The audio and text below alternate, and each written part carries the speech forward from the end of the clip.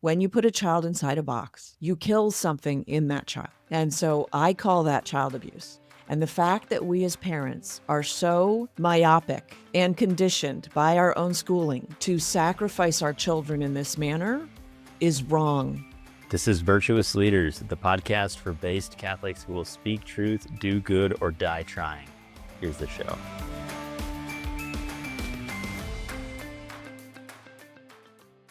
So, well, first of all, thanks for joining, and I look forward to talking with you. I'm wondering if you can start by just introducing yourself and what you do.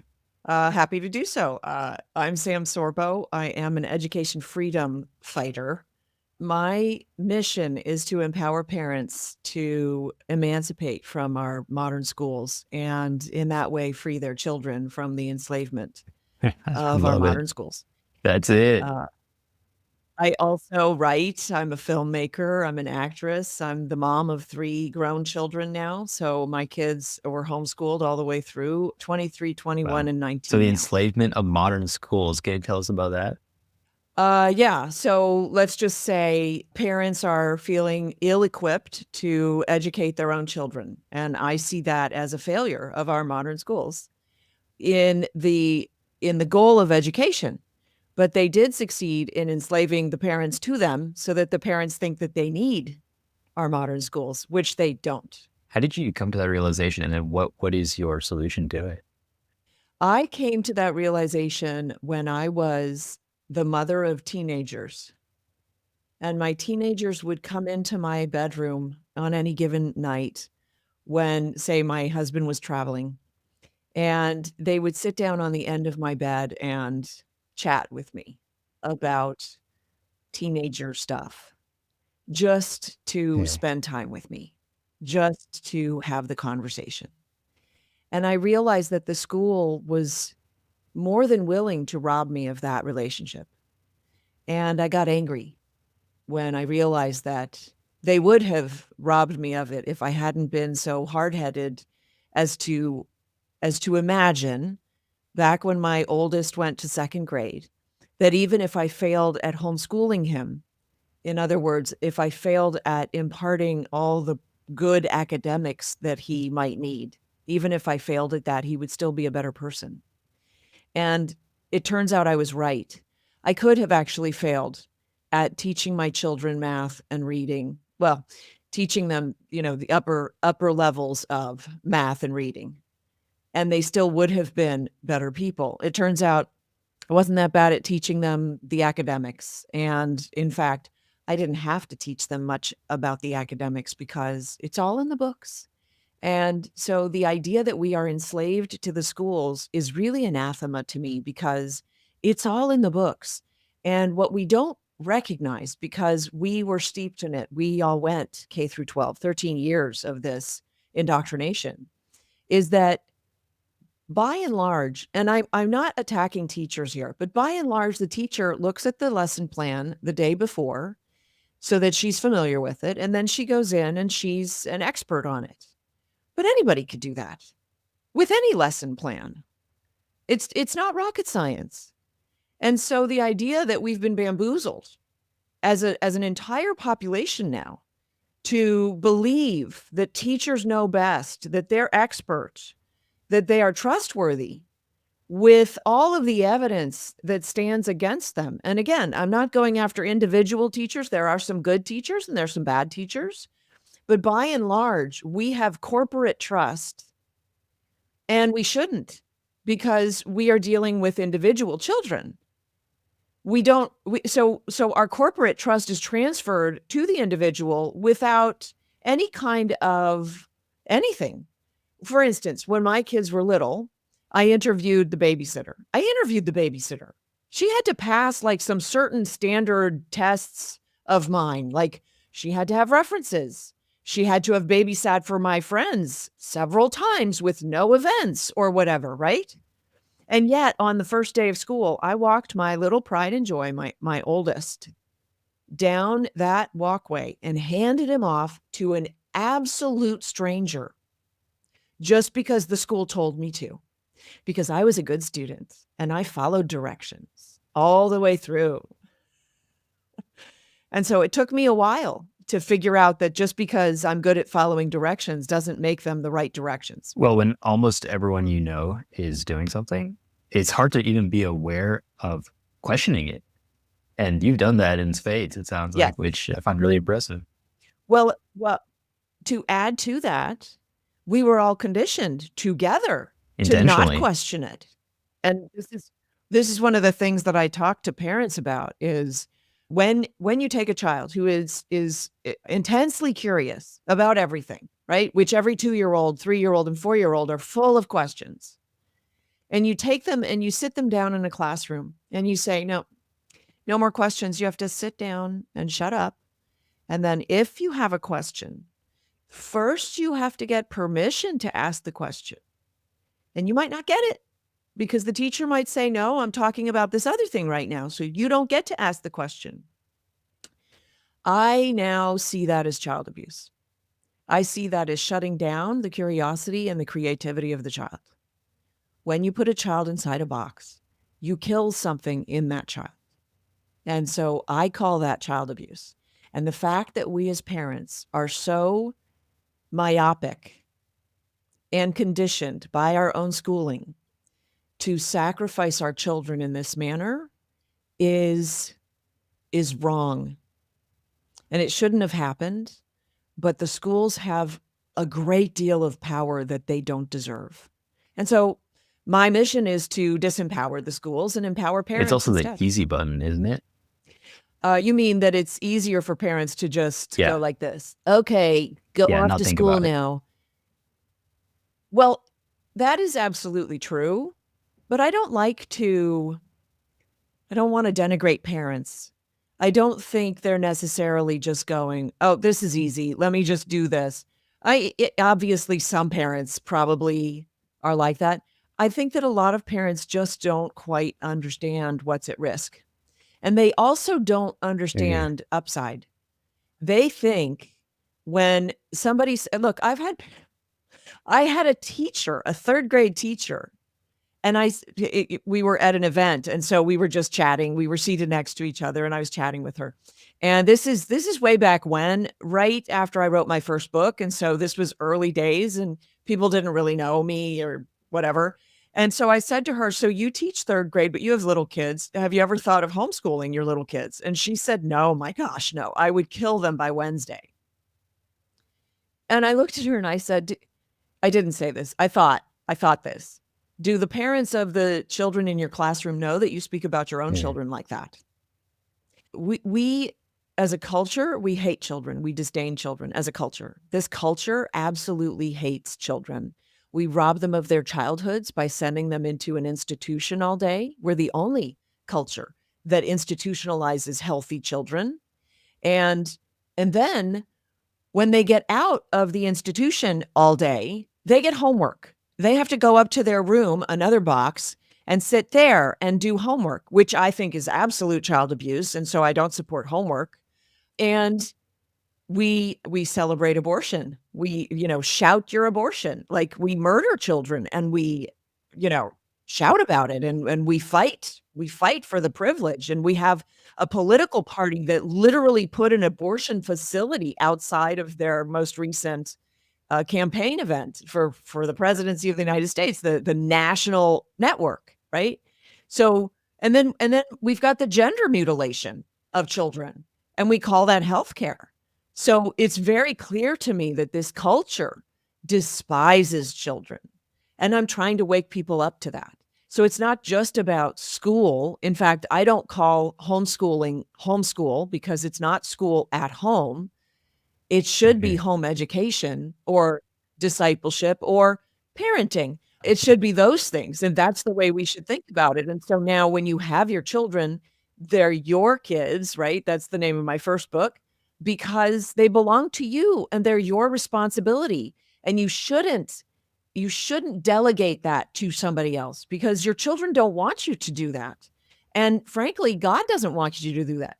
The reason that you have your children is for them to teach you and for you to teach them. It's this grand equation that is spiritual in nature that cannot be denied. But the school comes in and puts a slash through the equal sign and makes it unequal and destroys the parent-child relationship I if they love the can. idea of thinking of so-called homeschooling just in terms of parenting, because parenting is just Right. forming your child to be an adult and a virtuous human being and a child of God and live their vocation, and that includes the intellectual formation. That includes the and so if you want to expand on that, and I love that you just said that, because I totally agree. The idea of homeschooling itself or home education should be to bring a child from childhood into Mhm. adulthood. And so that basically is training the child to be an adult, not drilling him on math facts, not inputting history dates and times and names and places. It's actually the rendering from this child a responsible, loving, virtuous adult. And there are a lot of different ways to get there. But one of them is not data entry. Like the one way to not get there is what the schools are doing now. And in fact, if you want to take it back a step, so years ago, schools told us, it's not doctrine. So we shouldn't be having the Bible in our schools because that's indoctrination and that's not what education is. Education is academics. And so get your Bible out of the schools and stop praying in the school because none of this is doctrine. And shame on you for even thinking that. And so they took the Bibles out of schools and then they took prayer out of schools and then we just forwent all the doctrine, okay? So then it became academics without any kind of morality, which is what it is, right? But now that they've failed to teach the academics, because honestly, the only way you can teach academics is if you've already instilled Mhm. character in the child. But they're That not is so busy. They're not true. about instilling character. Okay. And so now they've changed it because they can't accomplish academics. They've gone back to doctrine. And so now it's gender theology and it's Marxism and it's critical race theory and it's DEI and it's all of these other isms, these other belief systems that they are trying to put into the children. So my audience of based young parents listening to this, they're nodding along and they're wondering, okay, so what's the next step? How do I work along this path? What do you have to offer for them? Well, of course, my book, which is Parents Mm. Guide to Homeschool, which was so it's the follow-up to They're Your Kids. They're Your Kids is basically an indictment against the schools, really what's wrong at the root of the schools and why they can't help but fail. And so you understand how we got here in a sense. And then the second half of the book is my personal story.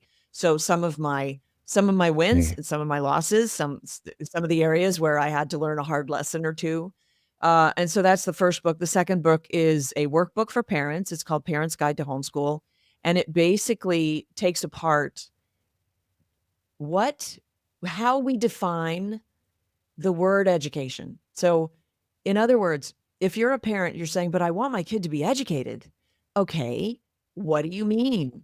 We need a good working definition for educated, and it's not straight A's. That's not what it is.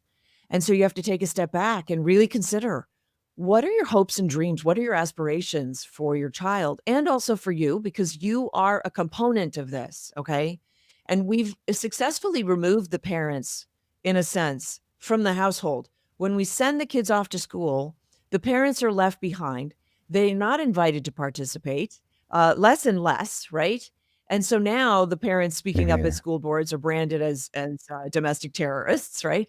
They really want to separate you from your children, and I don't want that for you because nobody was ever buried saying, "I wish I'd spent more time at the office." Life is about Mhm. relationship. It's not about money.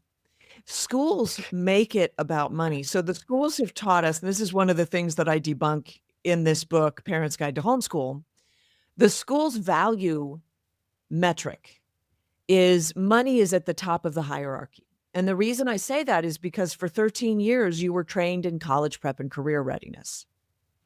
And so what that did was that set up for you, okay, I have to go to college, I have to go to college, I have to go to college, right? which means I have to get prepared to spend a lot of money. So, I mean, not for nothing, it's kind of a Ponzi scheme, but okay, spend a lot of money to go to the best school. Why the best school? Because a better career. Why a better Make more career? money. It's all about money. Okay. And so when you tell a child, you're an accident of nature, you're just a collection of accidents of, on the molecular level, and there's really no reason for you to be here except college prep and career readiness. Your whole value is tied to the dollar. That's child abuse because children have intrinsic worth just by virtue of them existing. They have worth. And to tell a child that he has no worth because evolution, and oh, by the way, survival of the fittest is the law of the land, which means, well, what does that mean, right? Survival of the fittest is the bully wins. And in fact, I just saw a video on, one of the social media platforms of a young boy who went home and he said, "Mom, they told me that if I was being bullied, I should not tell my parents." Schools support bullying, sadly. Not individuals. I'm not going after individuals, but the institution absolutely supports bullying. And you will find that there are individuals in the institution who also support bullying. In fact, I think what was the statistic? Somewhere in the 90th percents of children feel that they were bullied by a teacher. Feel that they were bullied not by another student. That's also high, but it's not in the 90s. But almost 90% or close to 90% of students have reported that they felt bullied by a teacher at one point or another.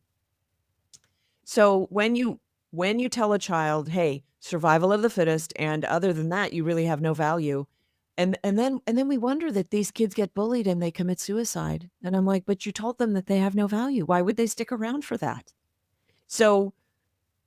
And then their value is tied to the dollar because college prep and career readiness. And by the way, are we graduating career ready students? Because last time I checked, not so much. In fact, employers are actually going and trying to hire directly out of high school now because they don't like what the colleges are turning out anymore in terms of employees, in terms of people with wherewithal that can think outside the box, can problem solve, right? What the school is creating is conformists who can't problem solve because everything's been spoon-fed to them.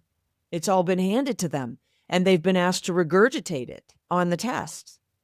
So the whole system of schooling is corrupt and perverted, and it does terrible things to children. And then on the flip side, we can talk about the incredible gift that we have with home education. It's legal in all the states. I know that many states are now adopting school choice, which is very dangerous. And I'm happy to speak on that a little bit. And if you'd like, it is not a popular position, but it is the truth. So I would love to share about that. But before I do, I want to point out to people, and this is part of what's in, I have the book here actually. This is part of what's in the Parent's Guide to Homeschool, which you can go to Sorbo Studios if you want to get it, and free shipping. One of the things that I talk about in that book is this idea that when you decide to take this on, your children are curious. They were born that way. And if they haven't been to school yet, they will continue to be that way as long as you are willing to engage. And as long as you are willing to engage and you can show them how to learn, which means if they ask you a question you don't know the answer to, you need to bring humility. Say, "I don't know the answer. Let's go try to find it." And that's how you show them how to learn. Once you show them how to learn, all bets are off. The rocket is lit and you better get out of the way. And that's the beauty of the home education paradigm, is that it empowers the child to teach him or herself anything for the rest of his life. Anything. And that's a child who truly has power. So the job of the parents is actually quite simple.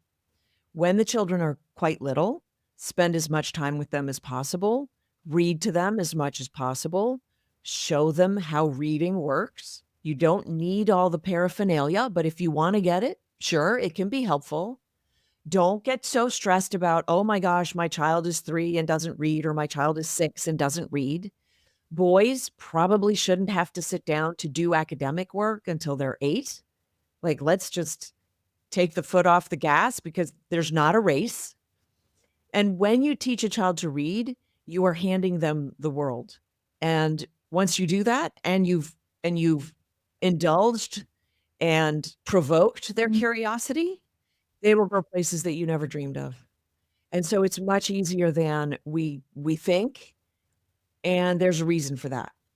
Because if the educators, let me put that in air quotes, if the educators can convince us that they know best, then we won't try. That's beautiful. I love not only what you said, but how you say it. And I have to say, it's unique. So I'm curious, just as you're talking, where are you getting this inspiration from? How are you such a persuasive and, let's say, strong truth speaker? When I was in 4th grade, I had an encounter with the truth. It was unpleasant. I had learned about fractions before I entered 4th grade, and my 4th grade math teacher he gave us a verbal question: what is 10 divided by 1/2 plus 2? And he started asking kids in the class, and the first kid said 7.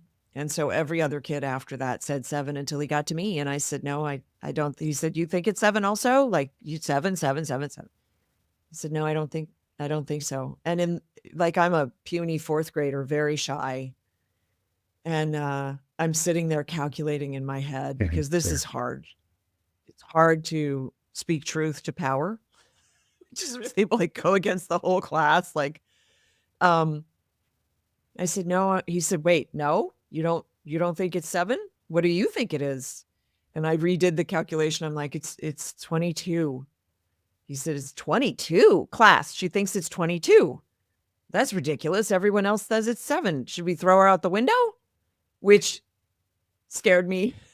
I was like, wait, that wasn't the outcome I thought was a possibility. And then he said, but she's right. And man, that feeling of being right. I got hooked, and I realized that the truth has a great deal of power. And so I've been having an argument with a lot of my conservative friends, conservative Christian friends, I will say, who are voting and so excited about school choice, which is really, we should call it school welfare or student EBT cards, or how about parent UBI, universal basic income. It is not a conservative value to go beg the government for your own money back. It is not. But what it will do is when you take that government money and you say, I want to put it in this, I want my child to go to this little Christian school over here, or this little whatever, Jewish day school or whatever, right? This is the school that I choose to send my government money to. That becomes a government school. So it's the takeover of all the private institutions by the government. And I'm very sad to say that I have plenty of conservative Christian thinkers, really great people who I don't understand that they can't see past this. They see, but it takes money out of the government schools. And I'm like, no, it doesn't. It puts government into the private schools. And that is a government takeover. And we are so blessed right now that in every state you can homeschool with very limited regulations in most states. But I just heard in Alabama, they passed school choice last year. And do you know, home educators get $2,000 a child, up to 2 children. But if you put your child in a private school and you want the government to fund it, they will give you much more money per child and for more children.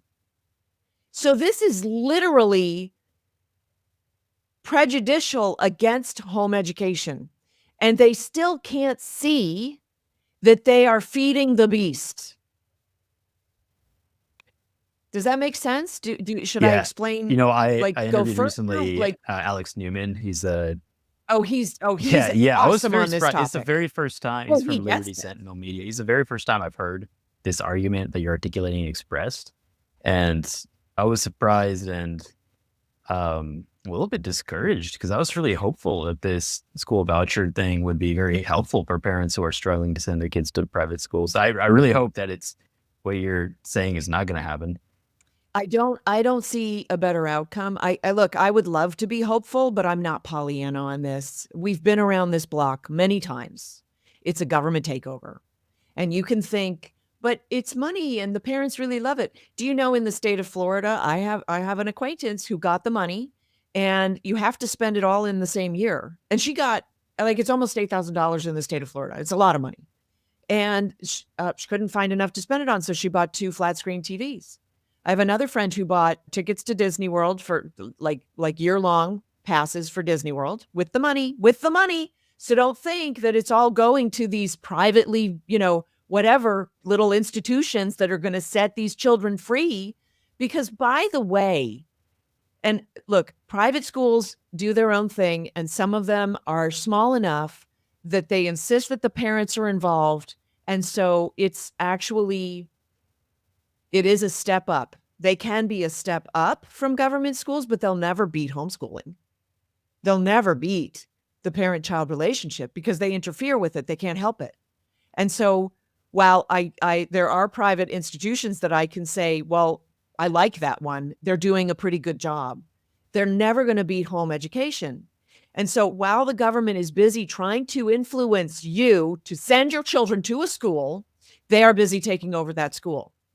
And don't you know they need to do that? Because if they can eliminate home education, then they don't have a metric to live up to. Mm. We put them to shame because home educated students score roughly 25% better on their tests, not the homeschool tests, their metrics.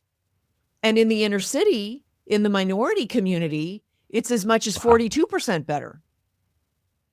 And this has absolutely no relation to the parent's level of education. Because like I said, the parent is not the teacher. This is what I have to drill into people's heads. When you decide to home educate your child, you are not the, so let me tell you a quick story because this story, this is it. This is how I learned it. Okay. I learned most of this stuff from my kids. I'm just going to be honest, right? When my daughter was 11 or 12, she's an artist. She loves to be alone in her room doing art, and she's quite talented. Like, actually, she's crazy talented, and her brain works in mysterious ways that I don't quite understand. My first 2 children, I knew basically where they were headed, and I knew that I could get them there or help them get there, basically. And if they chose to go to college, which eventually they chose not to, we would be able to navigate that. But for Octavia, my daughter, being an artist, I was stymied because I don't know art. I can't teach art. And I was like, I can't teach this. What am I going to do? And so somebody said to me, well, maybe get her an anatomy class because like artists should know anatomy. I was like, oh, that's actually a great idea. So I ran up to her bedroom. I said, anatomy class? And she said, oh, mommy, because she's 11 or 12, right? And she shows me her sketchbook of drawings of like the interior of the human knee in various positions. And I said to her, you're already teaching yourself anatomy? She said, yes, mommy. I mean, if I want to be an artist, I need to know anatomy. Okay. The only reason for that is because our academics, which I was super focused on at the beginning, and frankly, all the way through, because I believe in academics. It's not that I don't believe in them, but the academics that I was focusing on took half the day. But the second half of the day, my kids were free to pursue whatever interested them. And she knew I'm an artist and I need to know anatomy because I can't draw that if I don't understand what's underneath it, what's underneath the skin, how it's going to look if it moves in this direction as opposed to that direction. And so that's my point, is the curiosity is there. And if you would just get out of the way, your child is his own greatest teacher. And also, I'll put it more succinctly. We won't learn anything that we don't first purpose to teach ourselves. Doesn't matter. You can lead a horse to water. You can sit a child in a classroom. He will not learn it unless he is incentivized to learn it, which brings us back to the discussion of character. So all these kids are going to school being told that their lives are useless because they have no value, except that they need to go to college and earn a lot of money, a lot, like more than you can, like just go earn money, right? And so they're nihilists, and they're going, well, I don't care about this stuff that they're teaching me. I guess my dad will get upset if I don't score well on the exam. But without character, there's no impetus to learn about the First World War or the Second World War or how they were related or any of that stuff. And so if the schools are successful, which they have been, at killing the curiosity of the child, there's no way that they can teach them the academics. But parents, don't think that you have to teach the academics. You don't. My children, when they were done with school, they started reading philosophy. And it's not because I'm this great philosopher and so I just managed to like impart this great love of philosophy. No, it's because they're so dang curious. They need to know because it's vital for their eternal soul to know. They want to know that their decisions are based in truth, that they have,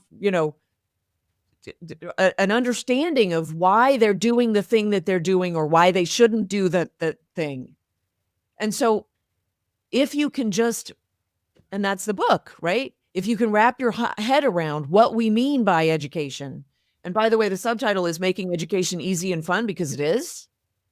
I know we don't believe it is because we went to school and we learned in school that learning is hard, teaching is hard, parenting is hard. It's not hard.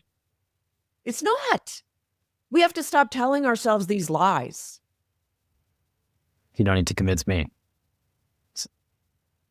Oh, I wonder, do you want to talk a little bit about your experience in the film industry?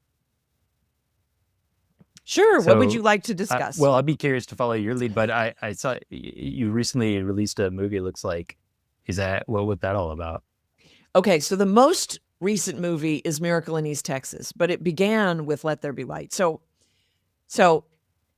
you know what? Because we have a few minutes, I'll back up a little bit to tell you a little bit more about my story so that you understand where I'm coming from with the rest of this stuff. I went to school. I was raised in an atheist household to be Jewish because I have Jewish blood. So by blood, I'm a Jew. But my mother's an atheist and we celebrated Christmas and Easter with, Santa Claus and the Easter Bunny. And I left all religion behind at the age of 12 because it didn't serve me and I didn't understand why I should go to Saturday school, and my mother couldn't come up with a good excuse. And so I graduated, or I left, I guess I went to college, and in college I was going to study medicine. I was pre-med. Then I decided that I really liked engineering, so I became an engineering student, but I was biomedical engineering because I still wanted to go to medical school because I knew that I had to earn the money. And being raised by basically a single mother who was always worried about money because she never graduated college, I was set up, right, to believe college is the only way. I have to get a good career. A good career is medicine. I'm going to make a ton of money and then I will be happy. And of course, all my schooling pointed that way, even though I really loved acting, really loved it. Like I was passionate about acting. But they told me that I couldn't succeed because let's face it, the pretty young drama coach that the school hired had gone to New York and she didn't succeed. So why would I? Right? So she's the one advising me. Okay. Thanks for that. I'm sorry. There was a girl who graduated a couple years ahead of me, and she also went to Hollywood and had a huge career in Hollywood. So it can be done. And just because the acting coach didn't do it doesn't mean that no one else can do it. I'm sorry to tell her. But in any case, I was at Duke University and I was working on an ulcer because I was so stressed out by the idea that I had to make money. And I grew up relatively relatively poor. I would say low middle class, and we weren't like impoverished, but low middle class. My mother remarried and divorced and then remarried and stuff like that. And so I was very stressed out and I was working on an ulcer. And I realized I needed to take time off from college because I was working on an ulcer and I was going into debt and my grades were suffering and all that. And so I went abroad and forwarding through all of this, I went abroad and I modeled and I earned a crap load of money. And I went back to Duke and I took the hardest classes I'd ever taken, upper graduate studies or whatever, and made the best grades I'd ever made, easier than pie because Yeah. the stress was off me because I'd already made a ton of money. And I knew that I could go back to making money. And so at that point, I sort of went, okay, what do I want? Because I can do the biomedical engineering and go into debt and pursue medicine and get a lucrative career, or I can already have a career, travel the world, learn foreign languages, do everything else that I ever wanted to do, maybe even go into acting, like literally everything else, or this one thing and debt. And I went, that one. Like, and so I ended up in Hollywood. And while I was in Hollywood, I was like, wait, I did it. I I did exactly what they told me to do. I got all the money. I had a big bank account. I never spent it because I didn't know anything about spending money. I only knew that you put money into a bank account, you leave it there. And I went, so what is life about then? If I did what they told me to do, why didn't they tell me what comes after that? Because I'm not dead yet. It didn't take me as long as they thought it would take me. Like, I'm here. Now what? And so that's what set me on my path into my religion, because I needed a worldview. And the worldview that I had, that money was the greatest value, was corrupt. And that's the worldview that the school gave me. And my home, school and home gave me. So when I realized that there was a bigger worldview, a better worldview, a true worldview as opposed to a lie, I started down that path. And that is what led me to understand that relationship trumps everything. So when my husband and I were engaged, he had a severe health illness, health crisis, I would say, and I quit my job. I walked away from a very lucrative job, which basically annulled my career. And my agent said, you know, if you don't do this job, you've been cast for this. If you don't do this, you know what that means. And I'm like, yes, I do, but he needs me. And so I did that. And then later on, when my toddler demanded that I not go out on auditions, I realized that there was no point in going out on auditions. My children wanted me. And it's lovely to be wanted, and we should lean into that. And we shouldn't allow the culture to tell us, no, no, they'll be fine. They're resilient. We should not. We should tell the culture, shut up and sit down, like we were told to do in school, because the culture is stupid, really stupid right now. And so I want to encourage parents out there. If you get any more maternity leave, take it. If you want to quit your job, do it. If there's any compunction about leaving your child, don't leave your child. Just don't do it. Erica Komisar is now speaking about this, and there are other experts out there that are saying we have foregone relationship with our children to an extreme detriment of our children themselves. And so I did that. I walked away from my career twice, and then uh, as I began homeschooling and realized that we traveled together when my husband was going to be gone for any length of time, over 2 weeks, we absolutely went on the road with him, which meant that we traveled a lot. And we started that even when the kids were even when my oldest was in 1st and 2nd grade, we had this pact that we would not be apart for more than 2 weeks, which was for our marriage more than for the kids. But then we slowly realized this was actually a better call for the kids. I said to Kevin, "Look, I'm traveling with you anyway. If they have a part for me that's like a day shoot or 2 day shoot, I'll just come. We'll be on set and I'll shoot it and it would be fun. And why not?" And so I started back to work basically like that. So I think the first part I had to audition for, which was fine, and I got it. And then after that, they just frankly, if you can get, I was a successful actress. And so if you can get a Hollywood actress basically for free rather than taking local talent, they do. And they had to pay my airfare anyway because they had to pay for us to travel with Kevin. And so it just worked out. And so I gradually, I did a little bit of work here and there. And then I realized that I was raising 3 Christian children in a largely secular society that challenged their faith many times a day. And I was in the car one day and I was just sort of thinking about that. And I went, I wonder why atheists don't have their faith challenged. Because, I mean, atheism is a faith. You've got to be really committed to be an atheist with all the evidence, right? And I thought, that's funny. That's a movie I would like to see. Wait a minute. I'd like to write that movie. Oh, maybe that's what I'll do. I'll write that movie. And so I wrote that movie. And within 2 weeks, it got funded, which doesn't happen. And we were shooting within a very short order. And my co-writer, because I got a co-writer on it, insisted that I cast the boys and insisted that I play the female lead, which was never my intention. But he insisted and he said, and you have to cast your boys. And I'm like, my boys can't act. But they had been taking acting classes because they were interested. And lo and behold, I auditioned them and they could act, which shocked me because I hadn't ever gone to their acting classes. I just assumed that they didn't really know what they were doing or whatever. And they acted for me. And I'm like, dang, you're pretty good. And I will tell you a quick story on the set. The first day we were shooting, we had a full crew and a crane and the whole thing. And we were going to be shooting outside and it started to rain. And so we had to move inside. So we had to move up day 3 and shoot day 3 on day 1. And day 3, the first scene up was the boys scene. And they came on set ready to play. They'd been studying their lines. They were, and mind you, they were what, 14 and 12, I think, 13 and 11, something like that.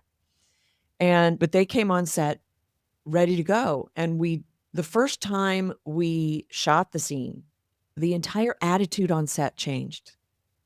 Because when people saw that the boys actually could act, and the scene was a very cute scene, they realized that they were taking part in a real movie, not just like some fluff, vanity piece that Kevin Sorbo was putting together. It was really quite interesting. I've had that experience a couple of times because also for me, people assume because I'm married to the star that, whatever, he cast his wife or whatever. And then I show up and I do work and they're like, oh, I didn't realize that she actually was an actress. Kind of funny. Wow. So yes. So long story short, I tell this story because I want women to understand when you walk away from your career for your children, it's worth it. And if you're meant to have that career, it will come. Absolutely. You mentioned Erica. I've interviewed her twice, and she's been one of the most highly viewed guests on the show. And she's another example of walking away from her career. She kept her toe in the water, like she did a little bit here and there, but she basically hung up her career for her kids to be mama, and then she sent them to school. So it was for not a prolonged period of time, but parents have to understand the school paradigm is a brand new paradigm. It's 120 years old. It's an experiment. It's a failed experiment. And usually when we do an experiment, we look at the results and we change our hypothesis, but not in this case. In this case, we're looking at the results and we're changing the amount of money that we're spending, or we're changing how we're implementing. And it's ridiculous. It's a failed experiment. But if you choose to just parent your kids, what happens is you involve your kids in your business and they travel with you and they're not superfluous. They become an intrinsic part of your endeavors, and they should. For millennia, the father worked from home. He was the carpenter, he was the tanner, he was the whatever. And the kids learned the business because they needed extra hands. And now dad goes away from the home. The kids never see him. There's no wonder that we have a loss of fatherhood. We've denigrated fatherhood to the point where the culture just says they're useless. Every TV show says dad's an idiot, imbecile. What a loser. He's fat, he's slovenly, he's dumb. The wife picks on him. I mean, it's a terrible thing. The stories that we tell ourselves about who we are corrupt to the nth degree. And we need to rewrite our own personal narratives and start telling ourselves the good, the true, and the beautiful about ourselves. And it's not that hard to do. You just have to start doing it. And then you have to find your tribe. You have to find your clan. You have to get with like-minded people and find a community. And because you need support, we need support. And luckily now with homeschooling, there's a lot of support. But I have to say, not a lot of home educators really understand that it's not school at home. So do be careful. Don't let them like impose that paradigm on you. Well, where are you going to test your child? I never tested my children. I knew exactly where they were. I knew exactly what they understood, what they didn't understand. We didn't have any need for testing.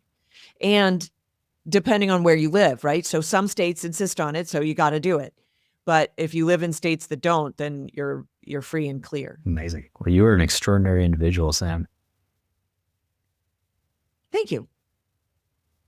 Just trying to help people. I want to save those kids, man. I hope you do. It's a very important mission.